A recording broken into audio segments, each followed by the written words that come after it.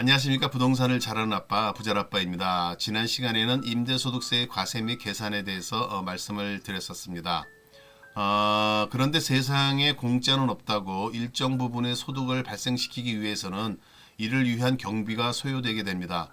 그러므로 세금을 계산할 때는 수입 전체에 대해서 세금을 부과하는 것이 아니고 필요 경비를 인정해서 차감해 주는 부분이 있습니다. 그뿐만 아니라 계산된 세금을 감면해주는 세액 감면도 있어서 영세한 사업자를 보호하기도 합니다. 오늘 부자라빠의 주택 관련 세금 공부하기 10번째 시간에는 임대소득세의 필요 경비와 세액 감면에 대해서 살펴보겠습니다.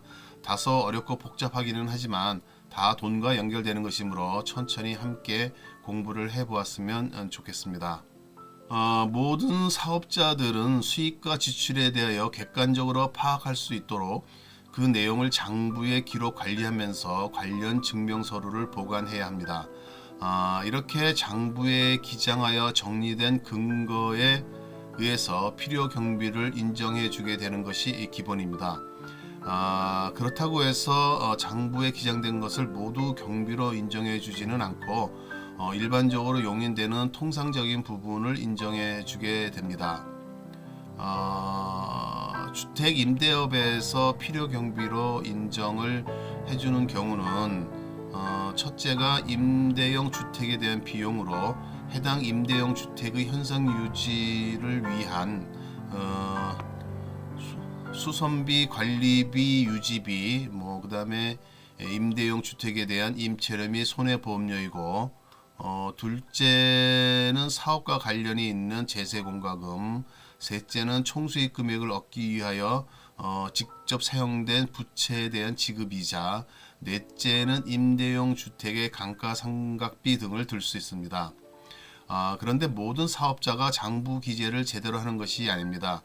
고의 또는 재해 등 여러 가지 이유로 장부 기재가 안 되거나 허위로 기재를 한다든지 해서 장부 및 증빙 서류에 의한 필요 경비를 계산 못하는 경우가 있을 수 있습니다. 이런 경우에 법에서는 규정을 하여서 업종별 경비율을 이용해서 소득 금액을 계산할 수 있도록 하고 있습니다. 이를 추계과세라고 합니다. 추계과세를 할 수 있는 구체적인 사유를 보면, 첫째, 과세 표준을 계산할 때 필요한 장부와 증빙 서류가 없거나 동종 업종 사업자의 신고 내용 등에 비추어 수익 금액 및 주요 경비 등 중요한 부분이 미비 또는 허위인 경우, 둘째, 기장의 내용이 시설 규모, 종업원 수, 원자재 상품 또는 제품의 시가, 각종 요금 등에 비추어 허위가 명백한 경우, 셋째, 기장의 내용이 원자재 사용량, 전력 사용량, 기타 조업 사항에 비추어 허위임이 명백한 경우 등입니다.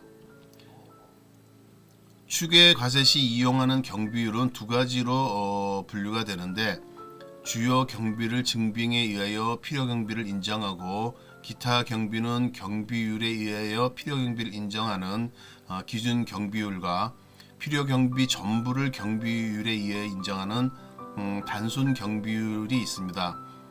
여기서 그 주요 경비란 재화의 매입이나 임차료 인건비 등을 의미하는데, 주택 임대업의 경우는 일반적으로 재화의 매입이나 인건비로 인정받을 수 있는 부분이 없다고 보면 되고, 타인의 주택을 임차하여 주택 임대업을 하는 경우 임차료를 주요 경비로 인정받을 수 있을 것입니다. 주택 임대업에서 이 경비율을 적용하는 기준은 과세 기간의 수익 금액 기준으로 적용하게 되는데, 세법상 규정하는 기준 이상인 경우 기준 경비율을 적용하고, 그 기준 미만인 경우에는 단순 경비율을 적용하게 됩니다. 그리고 기준 경비율에 의한 수익 금액을 계산할 경우에 간편장부 대상자인지 복식부기 의무자인지 여부에 따라 계산 방법이 달라집니다. 또한 그 기준 경비율에 따른 소득 금액 계산의 결과와 단순 경비율에 의한 계산 결과에 일정 배수를 적용한 금액을 비교하여 그중 적은 금액을 인정하고 있는데, 그 배수는 간편장부 대상자는 2.8배이고 복식부기 의무자의 경우는 3.8배를 적용합니다. 여기서 간편장부와 복식부기라는 다소 생소한 말이 나오는데 좀 자세히 보도록 하겠습니다. 소득세법에서는 사업자에게 복식부기에 의해서 정식으로 사업의 내용을 기록할 것을 요구하고 있는데 모든 사업자에게 요구하기는 다소 무리가 있으므로 영세사업자 등과 같은 경우에는 간편장부를 허용하고 있습니다. 주택임대업의 경우는 해당 과세기간에 신규로 사업을 시작하거나 직전 과세기간의 수입 금액이 7,500만 원에 미달하는 경우에 간편장부 해당자가 되게 됩니다. 이때 소득금액 계산식을 보게 되면 수익 금액에서 매입비용, 임차료, 인건비와 같은 주요 경비를 빼고 거기에 또 수익 금액의 기준 경비율을 곱해서 뺀 금액과 수익 금액에서 그 수익 금액 곱하기 단순 경비율을 곱한 거에 거기에 2.8배를 한 것 중에 적은 금액을 소득 금액으로 인정을 하게 됩니다. 반면에 복식부기 의무자는 수익 금액이 7,500만 원을 초과하는 경우가 해당되는데 해당 대상자는 복식부기에 의한 기장 의무와 더불어 기준 경비율 역시 절반만 적용하는 의무를 부여하고 있습니다. 이때 그 소득 금액 계산식을 보게 되면 수익 금액에서 매입 비용, 임차료, 인건비를 더한 그 주요 경비를 빼고 수익 금액의 기준 경비를 곱한 거에 0.5를 곱해서 나온 금액과 수익 금액에서 그 수익 금액 곱하기 단순 경비를 뺀 금액에 3.4를 곱한 금액 중에서 적은 금액을 소득 금액으로 인정하게 됩니다. 참고로 주택임대업의 경비율은 고가주택 여부와 전대 여부 등에 따라 적용하는 경비율이 달라지는데 2019년 귀속 주택임대업의 경비율은 보여드리는 표와 같으니 한번 보시면서 참고하시기 바랍니다. 임대소득세액을 계산하는 것은 다른 소득 관련 세금을 계산할 때와 같이 그 과세 표준의 세율을 곱하면 됩니다. 간단해 보이지만 실제로는 과세 표준을 구해야 하고 여기에 맞는 그 누진세율을 적용해야 하므로 좀 복잡할 수도 있습니다. 가장 기본이 되는 종합과세를 선택할 경우에 산출세액을 단계별로 계산을 해보면 1단계로 주택임대 소득금액은 주택임대 수익금액에서 주택임대의 필요 경비를 차감합니다. 2단계는 종합소득금액을 계산하는데 주택임대 소득금액에 종합과세 대상 다른 소득금액, 즉 근로소득, 사업소득과 같은 것들을 모두 더합니다. 3단계로 과세표준은 종합소득금액에서 소득공제, 즉 인적공제, 보험료공제, 신용카드공제와 같이 각종의 공제할 것들을 차감합니다. 4단계는 산출세액 계산인데 과세표준의 6에서 45%까지 누진되는 세율을 해당 과세표준에 맞추어 적용을 합니다. 5단계는 결정세액을 계산하는데 산출세액의 공제 및 감면세액을 차감하게 됩니다. 그리고 마지막으로 염두에 대야 할 것이 이 종합소득세 추가로 10% 정도의 지방소득세도 함께 납부해야 한다는 점입니다. 이 세금은 깡패와 같아서 결코 혼자서 오지를 않는 경향이 있기 때문입니다. 참고로 과세 표준에 따른 세율은 보여드리는 표와 같은데 이 세율은 양도소득세에서도 적용되는 세율이니까 잘 기억해 두셨으면 좋겠습니다. 만약에 주택 임대 소득 금액이 2천만 원 이하이면 분리과세를 선택할 수 있는데 이 경우 산출세액을 계산하는 순서를 좀 알아보도록 하겠습니다. 1단계로 소득금액은 수익금액에서 필요경비를 차감하는데 이때 필요경비 계산할 때 임대사업자 미등록은 수익금액의 50%를 적용하고 등록 임대주택은 60%를 적용하게 됩니다. 다음 등록 임대주택은 두 가지 요건을 갖추어야 합니다. 그 요건은 첫째, 지자체와 세무서 양쪽 모두에 임대사업자 등록을 해야 합니다. 둘째, 임대보증금 또는 임대료의 연 증가율이 5%를 초과하면 안 되며 1년 이내 재증액은 불가합니다. 그런데 지금은 그 아파트의 경우 임대사업자 등록이 폐지되어서 등록이 불가하다는 점도 아셔야 합니다. 2단계는 과세표준을 계산하는데 소득금액에서 기본공제를 차감하며 이때 미등록은 200만원, 등록은 400만원을 적용합니다. 3단계에서 산출세액을 계산하는데 과세표준에 세율 14%를 적용합니다. 마지막 4단계에서 결정세액을 뽑아내는데 산출세액에서 세액 감면을 차감하면 됩니다.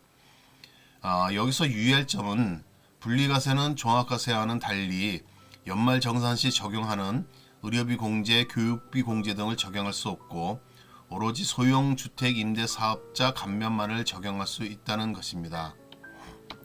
우리는 통상 그 종합과세보다는 분리과세를 선택하는 것이 유리하다고 생각을 합니다.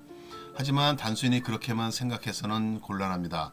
종합과세가 무서운 것은 금액이 커질수록 누진공제하면서 세율이 높아지기 때문입니다.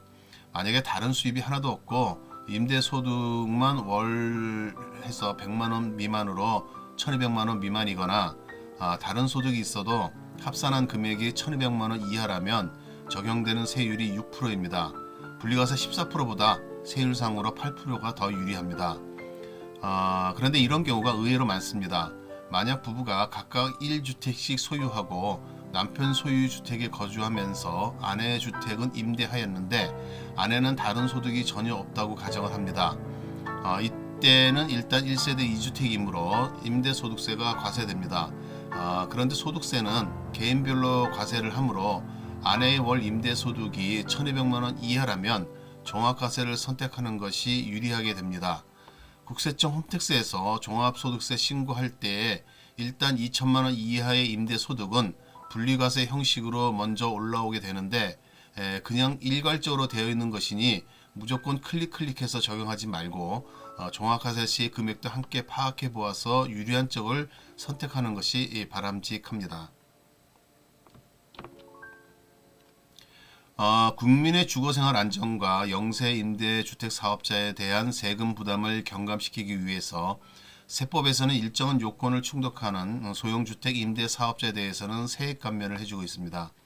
그 요건을 보면 첫째, 세무서와 지자체에 모두 사업자 등록을 하였을 것, 둘째, 국민주택 규모 이하의 주택일 것, 셋째, 임대 개시일 당시 기준 시가가 6억 원을 초과하지 않을 것, 넷째, 임대보증금 및 임대료의 증가율이 5%를 초과하지 않을 것, 다섯째, 임대주택을 1호 이상 4년 동안, 장기 일반 임대주택은 8년 이상 임대를 할 것 등입니다. 이러한 요건을 충족시킨다면 그 혜택으로 30%의 세액 감면을, 장기 일반 주택은 75%의 세액 감면을 받을 수 있었습니다.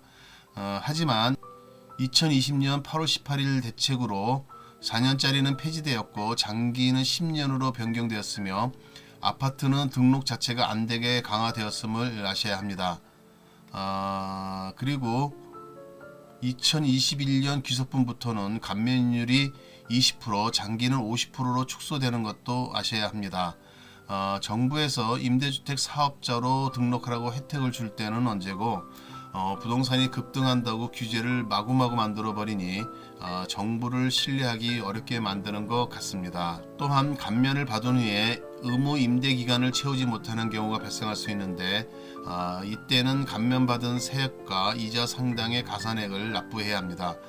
물론 법에서 인정하는 불가피한 사정이 있는 경우, 즉 파산 또는 강제 집행에 따라 임대주택을 처분하거나 임대할 수 없는 경우, 법률상 의무를 이행하기 위해서 처분 및 임대 못하는 경우, 법률에 의한 회생 절차에 따라 법원의 허가를 받아 임대주택을 처분한 경우 등은 감면세액과 이자 상당액을 추징하지는 않습니다.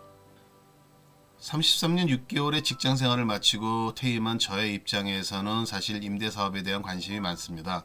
과거에 부동산이 침체될 때에는 임대 사업자를 많이 만들어서 전월세를 많이 공급하여 주거 생활의 안정을 도모하려는 그런 정책을 사용했었습니다.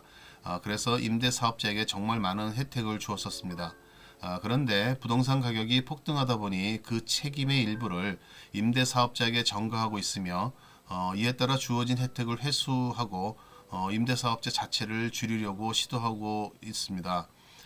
정말 아쉬운 부분이 많습니다. 하지만 다시 부동산이 침체하면 또 임대사업자에게 혜택을 주는 정책이 나올 것이라 생각을 합니다. 그러므로 임대사업자에 대한 부분도 좀 알아두어야 할 것 같습니다. 그래서 조만간에 임대사업자에 대한 부분도 좀 함께 공부해 볼 생각이 있습니다. 그때도 많은 구독 바랍니다. 아는 것이 힘이고 아는 것이 돈입니다. 다음 시간에는 부동산에서 가장 핵심이 되는 양도소득세에 대해서 공부를 해볼 생각입니다. 아마도 양도 많고 많이 복잡할 것이기 때문에 쉽지는 않겠지만 그래도 공부를 해보면 많이 도움이 되고 많이 뿌듯할 것이라 생각을 합니다.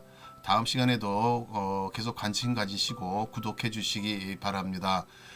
구독 신청을 하시면 새롭게 업로딩 할 때 바로 따끈따끈한 동영상을 보실 수 있게끔 알려드립니다. 또한 구독 신청과 댓글은 저에게 힘을 줍니다. 감사합니다.